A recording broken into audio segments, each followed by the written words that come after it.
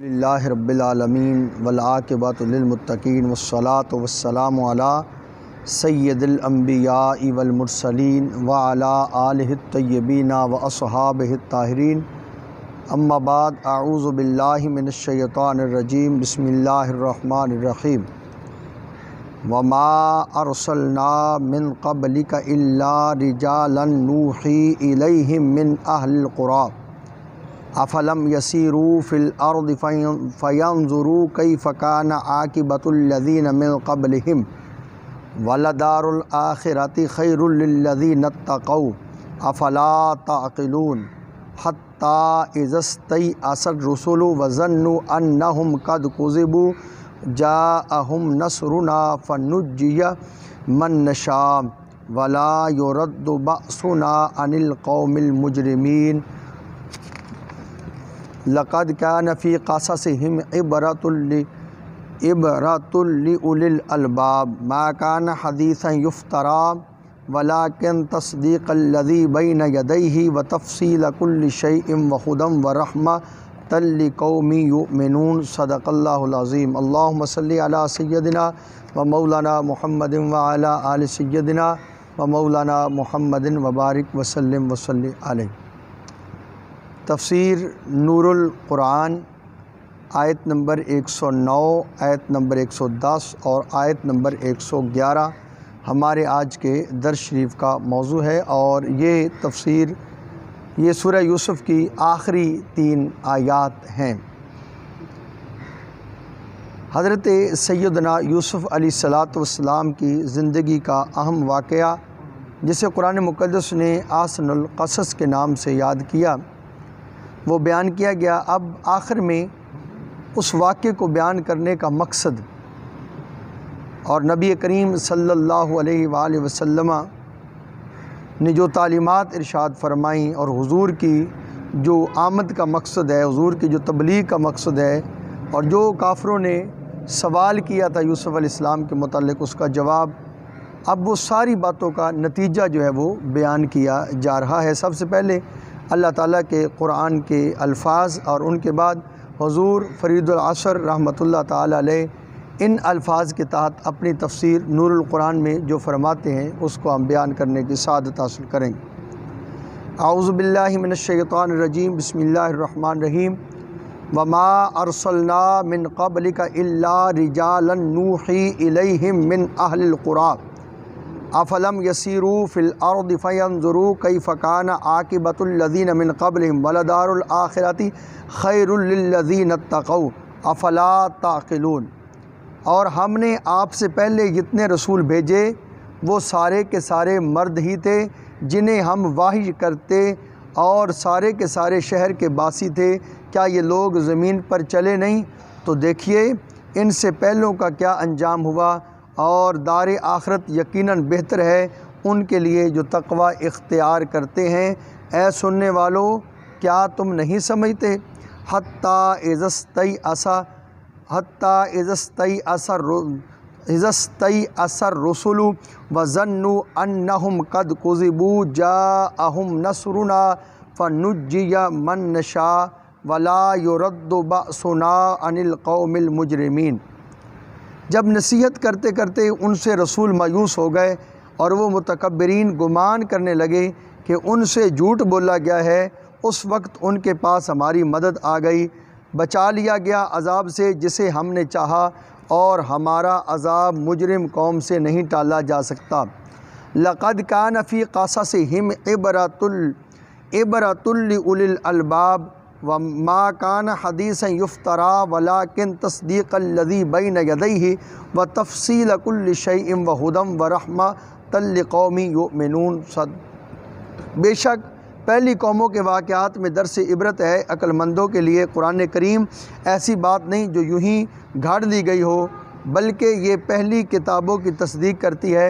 یہ قرآن کریم ہے ہر چیز کی، قرآن کریم ہر چیز کی تفصیل ہے اور ہدایت ہے ایسی قوم کے لیے جو ایمان لاتے ہیں۔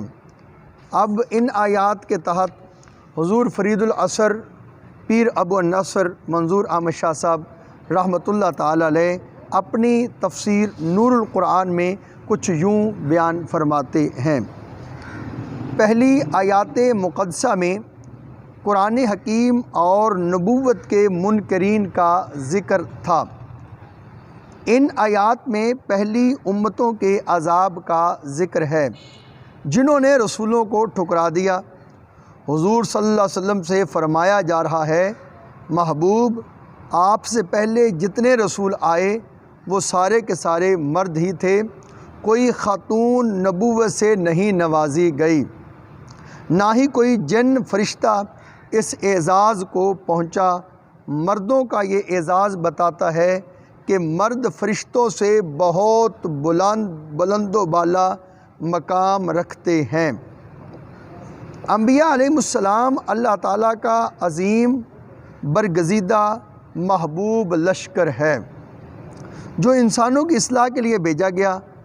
دکھ برداشت کر کے، صدمے اٹھا کر بھی لوگوں کی اصلاح کرتے رہے۔ پھر انبیاء علیہ السلام گاؤں سے نہیں شہروں سے تعلق رکھتے ہیں۔ ایسا نہیں کہ دیہات کے ماحول میں رہے، عقل و فکر کمزور ہو، معاذ اللہ، سخت مزاج ہوں۔ مردوں کو کئی ایسی خصوصیتوں سے نوازا گیا ہے جو جنوں، فرشتوں، عورتوں میں نہیں۔ مرد کو ہی یہ شرف نصیب ہوا کہ تمام کے تمام فرشتے آدم علیہ السلام کے سامنے سر بسجود ہیں۔ وحی الہی کا نزول مردوں پر ہی ہے۔ فرشتوں کے پاس علم پڑھنے سیکھنے کا جوہر ہی نہیں۔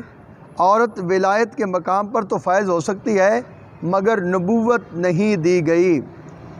جلیل القدر اولیاء کی گردنیں عورت کے حضور خم تو ہو سکتی ہیں مگر عورت نبی نہیں ہو سکتی۔ امہات المومنین سیدہ فاطمۃ الزہراء رضوان اللہ تعالیٰ علیہن ایسی برگزیدہ خواتین ہیں، ان کے حضور اولیاء کی گردنیں خم ہیں مگر نبوت نہیں۔ فرشتے اور جن حیات انسانی کا پورا عملی مظاہرہ نہیں کر سکتے۔ یہ عظیم ذمہ داری مردوں کو ہی سونپی گئی مگر کفار نے عقل سے کام نہ لیا، پہلی امتوں کے عذاب سے سبق نہ سیکھا اور آخرت برباد کر لی۔ انبیاء علیہ السلام نے قوموں کو چند مہینے 1-2 سال وعظ نہیں کیا بلکہ نوح علیہ السلام کا خطبہ اصلاح اور بہتری کا درس 950 سال تک رہا مگر سوائے چند لوگوں کے کسی نے ایمان قبول نہ کیا۔ نتیجہ یہ ہوا کہ انبیاء علیہ السلام قوموں کے ایمان لانے سے مایوس ہو گئے اور کفار نے یقین کر لیا کہ ان پر کسی قسم کا عذاب نہیں آئے گا، اور انبیاء علیہ السلام تو عذاب کا ذکر کر کے جھوٹ بول رہے ہیں، معاذ اللہ۔ اچانک ہماری فتح نصرت انبیاء علیہ السلام کے پاس آئی اور عذاب نے کفار کو گھیر لیا اور پھر مجرم قوم بچ نہ سکی۔ اے مکہ والو، اگر تمہاری حالت بھی پہلے لوگوں کی طرح رہی تو عذاب آئے گا اور تم بچ نہ سکو گے۔ چنانچہ کئی مواقع ہوئے، عذاب آیا، ٹال نہ سکا۔ 313 نے 1000 کا تہس نہس کر دیا۔ اس آیہ مبارکہ میں ایک اشکال پیش آتا ہے کہ انبیاء مایوس ہو گئے۔ مایوسی تو ایک جرم ہے۔ جب ایمانداروں کو حکم ہے کہ اللہ کی رحمت سے مایوس نہ ہوں تو انبیاء کیسے مایوس ہو گئے؟ اس پر علماء نے تفصیلی بحث کی ہے جو تفاسیر میں ملتی ہے۔ اس سلسلہ میں تفسیر مظہری کا مطالعہ اضافہ علم کا سبب بنے گا۔ علامہ علوسی علیہ الرحمہ کی بات پر اکتفا کرتا ہوں۔ فرماتے ہیں انبیاء علیہ السلام کی تعظیم اور احتیاط کا تقاضا ہے کہ ظنوں کی نسبت انبیاء علیہ السلام کی طرف نہ کی جائے۔ معنی یوں ہوگا، کفار نے یہ کہا کہ ان سے غلط بیانی کی گئی تو اس صورت میں ہم کا مرجع کفار ہی ہوں گے۔ اگر یہ معنی کیا جائے کہ کفار نے یہ گمان کیا کہ انبیاء سے نزول عذاب کا جو وعدہ کیا گیا ہے اس کی خلاف ورزی کی گئی تو اس وقت ہم کا مرجع کوزے بو کا نائب فعل انبیاء ہوں گے۔ دعا ہے اللہ تعالیٰ نور قرآن سے ہمیں اپنے سینوں کو منور کرنے کی توفیق عطا فرمائے۔ اب اگلی جو آخری آیت کریمہ ہے اس کے تحت حضور فرید العصر رحمۃ اللہ علیہ کچھ بھی یوں بیان فرماتے ہیں، لَقَدْ كَانَ فِي قَصَصِهِمْ عِبْرَةٌ لِأُولِي الْأَلْبَابِ ما كان حديثا يفترى ولكن تصديق الذي بين يديه وتفصيل كل شيء وهدى ورحمة لقوم يؤمنون۔ بے شک پہلی قوموں کے واقعات میں درس عبرت ہے عقل مندوں کے لیے۔ قرآن کریم ایسی بات نہیں جو یوں ہی گھڑ دی گئی ہو، بلکہ یہ پہلی کتابوں کی تصدیق کرتی ہے، اور یہ قرآن کریم ہر چیز کی تفصیل ہے اور ہدایت ہے ایسی قوم کے لیے جو ایمان لاتے ہیں۔ حضور فرید العصر رحمۃ اللہ علیہ سورہ یوسف کی آیت نمبر 111 جو آخری آیت ہے اس کے تحت کچھ یوں بیان فرماتے ہیں۔ سورہ یوسف کی آخری آیت مبارکہ میں فرمایا گیا ہے کہ واقعہ یوسف علیہ السلام سے نصیحت اور فائدہ صرف ایمان والے ہی اٹھاتے ہیں۔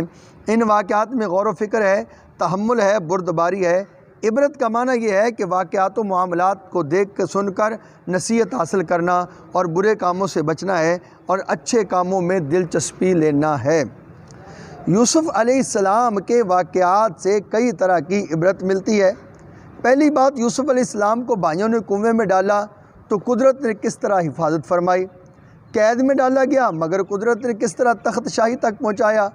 جن بھائیوں نے اچھا سلوک نہ کیا تھا وہی دربار یوسفی میں غلہ غلہ کی بھیک مانگنے آئے ہیں، اور آپ نے ان سے کس طرح اخلاص اور پیار کا مظاہرہ فرمایا۔ اس لحاظ سے بھی عبرت ہے کہ یوسف علیہ السلام کے واقعہ کو مکہ کو کوئی فرد نہ جانتا تھا، مگر ایک در یتیم امی لقب نے کس طرح تفصیل سے بیان کیا کہ اہل مکہ حیران ہو گئے۔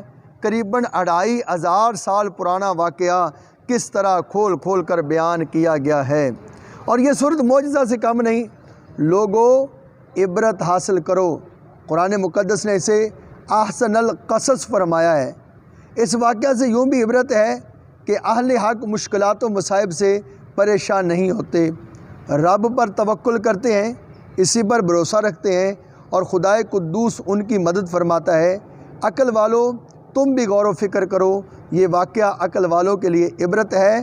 فرمایا گیا یہ باتیں بناوٹی نہیں، معاذ اللہ قرآن مقدس مصنوعی کلام نہیں۔ یہود بھی ماننے پر مجبور ہیں کہ تورات میں اس طرح ہے۔ آپ سے بطور امتحان واقعہ یوسف پوچھا گیا، آپ نے تفصیل سے واضح فرما دیا۔ یہود نے اس واقعہ کو تسلیم کر لیا، آپ کو باقی قرآن پاک نہ ماننے میں کیا پریشانی ہے؟ فرمایا گیا یہ قرآن پاک ساری کائنات کے لیے ہدایت ہے اور ایمان لانے والوں کے لیے رحمت ہے۔ اس آیت کریمہ میں اس واقعہ یوسف علیہ السلام کو عبرت فرمایا گیا، جس کی وجہ یہ ہے کہ خدا کا کلام ہے، بہتان نہیں۔ حضور صلی اللہ علیہ وسلم نے کھول کر بیان فرما دیا یہ واقعہ تورات میں ہے، مگر تورات کا کوئی ماہر عالم پورے علاقے میں نہیں کہ حضور صلی اللہ علیہ وسلم سے کسی نے سنا ہو یا سیکھا ہو، یعنی نبی پاک علیہ السلام کسی کے پاس گئے ہوں۔ یعنی وہ کافروں کا اعتراض تھا کہ اگر یہ کسی سے جا کر پوچھیں گے تو پتہ چل جائے گا۔ واضح کر دیا گیا کہ کوئی ایسا عالم ہے ہی نہیں جس سے جا کر نبی پاک علیہ السلام سنے، حضور نے کسی سے سنا ہو یا سیکھا ہو، معاذ اللہ۔ پھر واضح تفصیل بیان کر دینا بتاتا ہے کہ حضور صلی اللہ علیہ وسلم کو یہ سارا تفصیلی واقعہ بذریعہ وحی بتایا گیا۔ یہ دلیل ہے کہ قرآن پاک بذریعہ وحی اتارا گیا کلام ہے۔